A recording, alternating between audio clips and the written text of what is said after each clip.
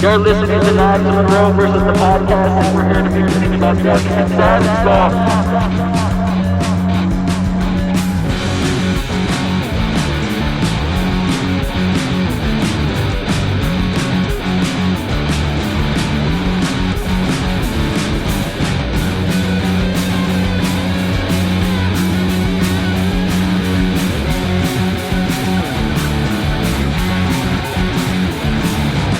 Welcome to another episode of Knives Monroe versus the podcast. I'm Knives Monroe. How you guys doing? Hopefully you're doing well. First thing I want to say is, for some reason, I Hate Filmmaking Part 1 is like my most listened to podcast. I don't know how it happened. I uploaded it on my phone, on my couch in my living room while everybody was sleeping. We put so much effort in the optics of this profession. We put so much effort in the electronics and the tools and the gear. We fetishize gear. And I've made content about this for a minute. And I was just going to do another one of these on my phone. But something about this just required a little bit more effort, and so that's what I'm doing. That's what I'm going to talk about. So it's a very inside baseball conversation. I'm not going to be the sad horse Knives Monroe, or maybe that will come up. But the truth is, I want to continue this discussion about filmmaking and the state of the union and where we're at. So I don't want to assume that everybody that listens to this or anybody that listens to this knows my history. I don't want to assume that. So I'll give a brief abbreviated bio on me. My name's Knives Monroe. I'm 31 years old. I'm a father of 2 kids. I've been with the same lady for almost 7 years. And I live in Austin, Texas. I'm an indie filmmaker, podcast producer, multimedia manager for the nonprofit Hiring Our Heroes. That's what I do full time. That's the job. But I've been chipping away at the block, chomping at the bit on my grind for quite some time. Now, I haven't been the most consistent. And if I've learned anything on the scene, that's like the biggest ailment for all creators is consistency. So I'm an extremist at the same time. I got highs and lows. I got ups and downs, no in between, for better or for ill. And I decided to do a daily podcast for 2020. I'm going to try to give this 500 days. See how I feel after that. If it's awesome, I'm going to keep going. 500 days is about a year and a half. So I don't think it's that long, but being able to do stuff on the phone. Last night's episode, before I went to go see Tool with Claire, did it on my phone. The entire thing on my phone. The entire thing. Everybody has a smartphone. So anybody can create a podcast. And here's how I do it. I go to my camera. I have a little mini microphone that is, have a little adapter to go inside my iPhone. And I just filmed it. Didn't tweak any levels. I heard myself, I figured it was going to sound okay, look okay. Filmed it using the front-facing camera, so it was inverted. And it's hard to see the lens of a front-facing camera. And I really want to stop saying for the future. I'm working on this. We're going to Jiro Dreams of Sushi this motherfucker until this thing is tight as a drum. So, that's how I recorded yesterday's episode. I got good feedback. There's 18 comments on my YouTube. That's good feedback for me because going back to consistency, start, stop on YouTube so many times. I'm not mad at the algorithm for not rewarding me because I'm not consistent. Hence the daily podcast for, the object of being prolific. So you record the podcast, you strip the audio, you create some album art, which is always DIY. I use Adobe Spark Post to do that. And I use Prisma to create some animations. Both free apps. You can upload your podcast via Safari in the desktop website view. And I copy and paste my description because it's usually the same that I have saved on my notes. And so you learn these tricks of the trade to bypass time, shortcuts, ways to automate the process. Now, I airdropped my video to the Mac, and put in my intro and my outro because I wanted my intro and my outro on those shows. All this just to say, I created an entire podcast, a piece of art, a product, on my phone for free. Granted, I pay for my RSS, which is SoundCloud, how I distribute everything, how it goes to Spotify and Apple Podcasts and so on, which I'll be moving to Spreaker sometime in the year when I feel like it. All this just to say I did it all on my phone, no excuses. And then the episode that I did, half of these have been on my phone, by the way. And y'all need to know that. It's interesting. And here's why I bring this up. Because as a filmmaker, we put an emphasis and a premium on gear, on expenses, on cost, on optics. And it doesn't matter. This is the final skin to shed to get to the next evolution. And it's a challenge, and it's interesting to me. It's very interesting because we glorify cameras. Cameras are, a cheap one nowadays is $1,500. That's just a body. That's not accessories and batteries and lenses and microphones and so on. It's such an expensive medium, filmmaking. And that's just one person trying to get by. That's not even counting the time and energy and money it takes to hire actors and camera people and grips and lighting people and editors and sound mixers and so on. This is a very expensive medium. It's bougie. It's for the rich. Or it's for the hyper creative and frugal and cheap. And I think that's where I fit in. Hence, doing the stuff on a phone. That's what I have on my person. When I travel next month and I'm going to be in hotel rooms, I have no excuse to not upload something. I mean, I've uploaded 8-minute raw audio from my phone to SoundCloud. And 2 episodes ago, I Hate Filmmaking or whatever that episode was called, part 1, which was not clickbait. It's my most viewed episode, and I've done an episode with Dakota Meyer, which was kind of, I knew that one was going to get numbers. I never super promoted it, and it was over a year ago. This one blew it out of the water, and it's a fluke, I'll admit that. My point is, I ain't getting no emails and DMs saying like, yo, this quality, did you do this on your phone? And, it's just interesting to me as a filmmaker, the premium of expenses and cost and quality, the cinematic look doesn't matter anymore. It doesn't, and I wonder if it ever did. I don't think it did. The 1% of films that we worship, your Stanley Kubricks, your Quentin Tarantino's, Martin Scorsese's, and Spielberg's, and so on, they're the 1% of films. But there are movies that resonate with the culture that were made very modestly. I don't know why Lynn Ramsey's Ratcatcher just came to mind. YouTube it. Lars von Trier, my favorite filmmaker, the Danish Revolution, Dogma 15. I'm sorry, Dogma 95. I created Dogma 15. YouTube it. They were putting cameras on sticks, on actual sticks, and, look at The Celebration and movies like this.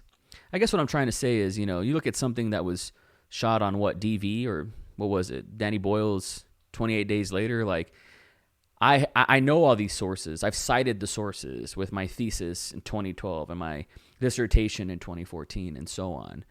That was Her Doppelganger and the Seven Hands of God. Stories for another podcast. No one's going to listen to this. And I've studied it.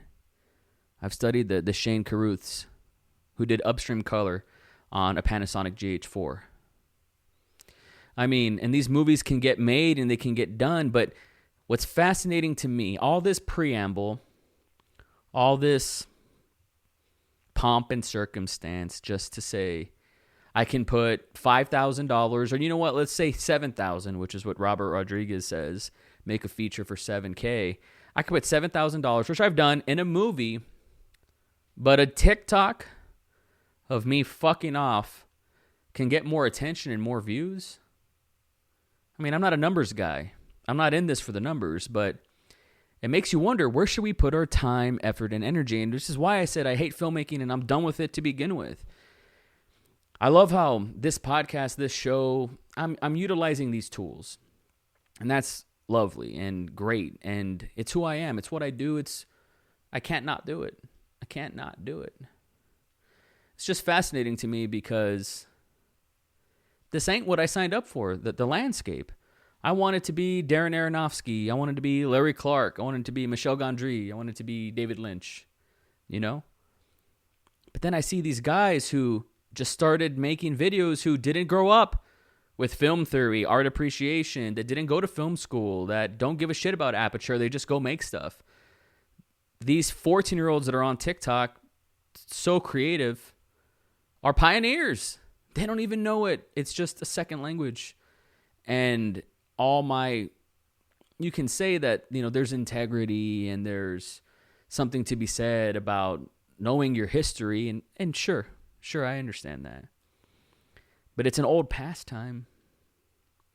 I was right about one thing. I never went into hardcore debt for college, and I never got a college education. And I know a lot of people, and I know some intimately, let's just say, who have racked a fortune in debt. That's going to take a lifetime to pay off. I didn't sign up for that, and I didn't want to. And right now, if I can show you a peek behind the curtain, being honest, like I always am, Claire and I are contemplating buying a house. And these things are fortunes, you pay a mortgage, takes 25, 20 years to pay off. And it kind of feels like a pastime as well. It feels like something that's old hat. Do I want to sign up for that debt? I'm glad I dodged the college, bullet for what I was going to do. I just knew, Tarantino didn't even graduate high school, so I didn't care if I went to college or not. Do I want to pay for a house? I understand, the investment, Ren. I get it, man. Depending on the school of thought you come from, it's all the same. I'm a hippie when it comes to this. Like, I feel like we don't own anything. I don't even own my kids. They're their own autonomous beings. Like, what? And I created them, so I don't own. It's hard to say what we own on this plane of existence, if you really want to take it there. But all that just to say, it's the same with filmmaking, man. Like, what do I want to put my time to? What is old? What is a relic of the past? What is something that is just, I don't know. It feels so arbitrary at this point. I feel like it's archaic. It's done with to an extent, and I don't want to be a hater. I'm not a hater, but guys like Peter McKinnon and Casey Neistat and Sarah Dietschy and Tyler Babin, these people that I do look up to, filmmakers in the old school sense of the word, I feel like they're selling the 1994 dream of what filmmaking was to me. And I ain't into the commerce business. I'm not in this to be sold to. Like, buy the new Panasonic SL1 or the, Jesus Christ, the Red Epic or whatever. Like, I don't need to be spending money on these fancy-ass things when, quite frankly, nobody fucking cares anyways. I've been on YouTube for almost 13 years. I got 1,000 subscribers, And the average one of my YouTube videos is 200 views at best. I'm not salty about the numbers. It's not about the numbers. It's about the consistency. I know that. I've always known that. On the days where I'm not putting in those deposits, that's on me. It's always on me. I ain't salty about that. It's just, I wonder, if I got a Netflix show, would that make me happy? If I told my dream stories that I've been writing for a decade and a half, does that make a difference? Does it save Australia? Would it even trend on Twitter? And if it trended on Twitter #1 for a week, does that matter? I don't know. The metrics have changed. The ways of doing this have disappeared. I'm saying the same stuff that I said in part 1, just getting into a little bit more depth, and so I'm happy to make this video in glorious 4K and do this podcast the fancy way versus on my phone. I just don't think it matters. How can it try to sell me that it does? This whole idea of quality versus quantity, that's thrown out the window with the internet. It's been like that for a minute. You can focus 5 years on one album. It's not going to impact the way it probably could have in 97. And some would argue it wouldn't have impacted much then. But, at the same time, nobody can predict anything.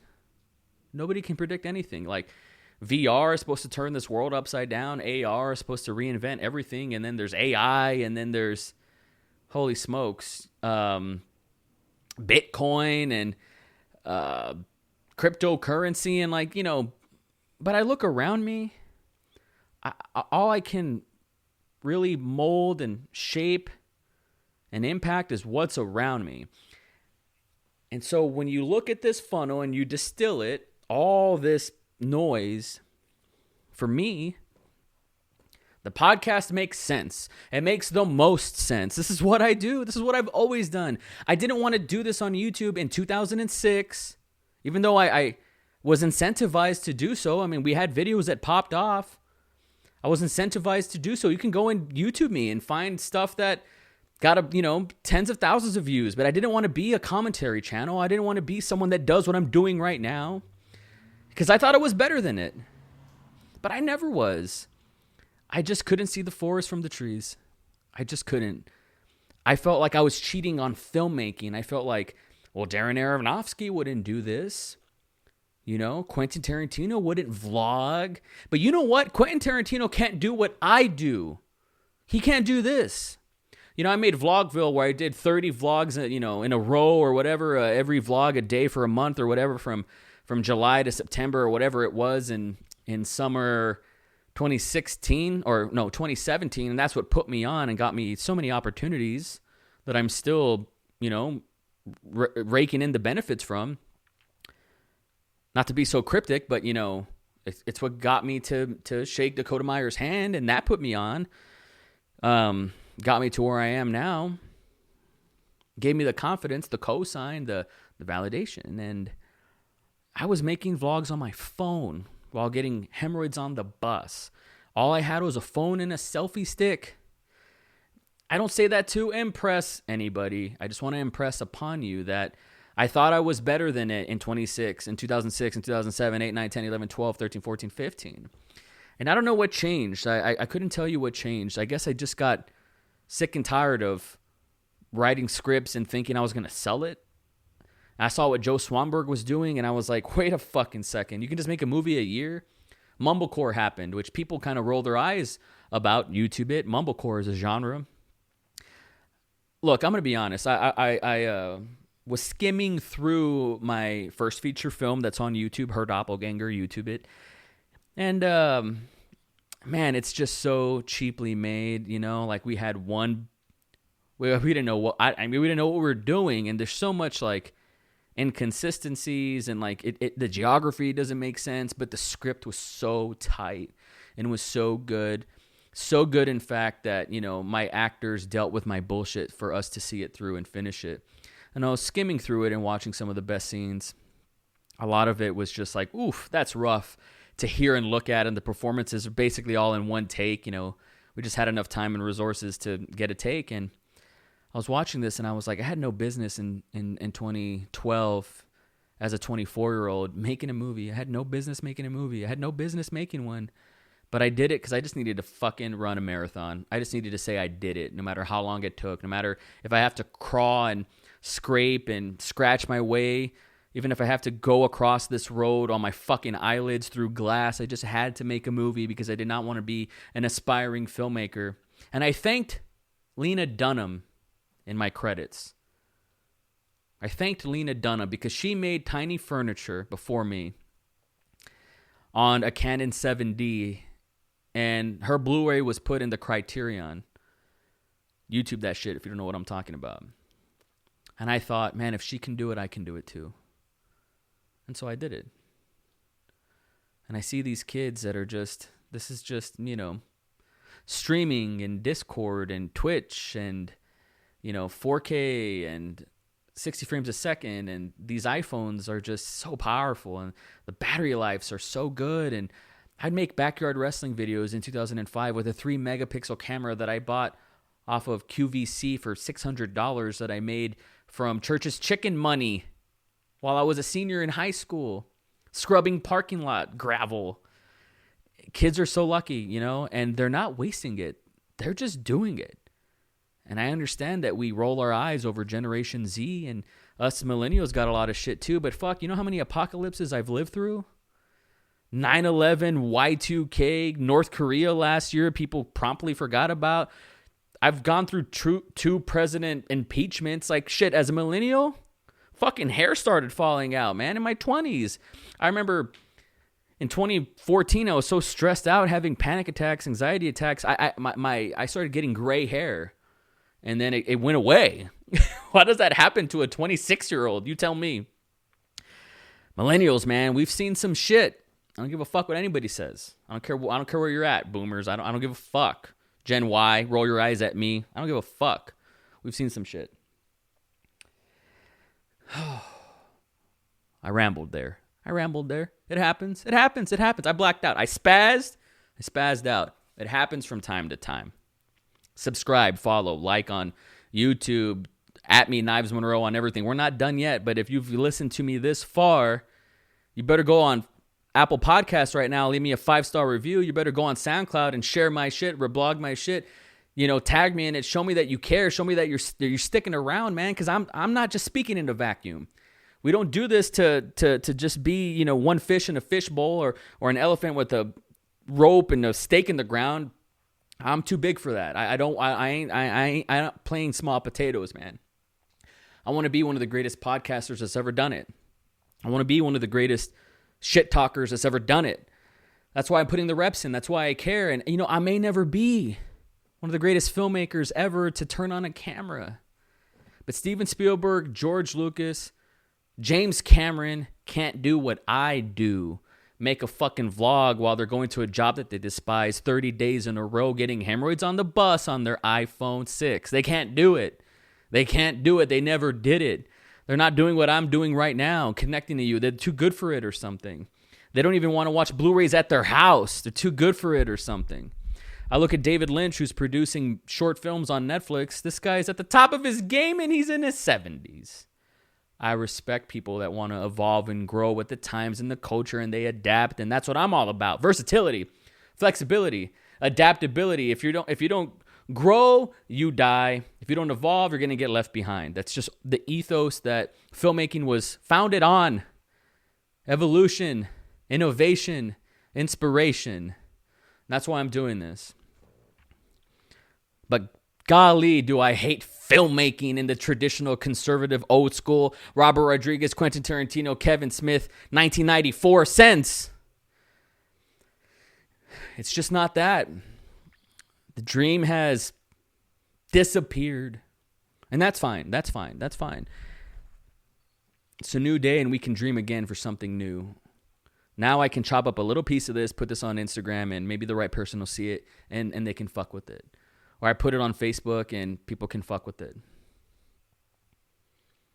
Everybody wants to start at the top. Everybody wants to, you know, how come I didn't get 1 million views? Man, I've been doing this for 12 years on YouTube. I know how you feel. I get it. I'm still in it, man. I'm still in it. I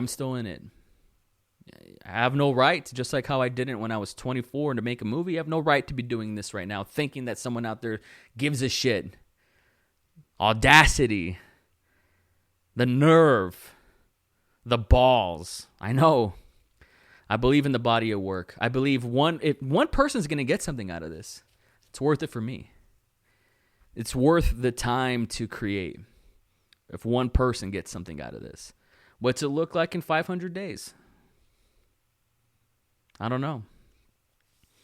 Been taking pictures for a living for a minute. Been taking some video editing.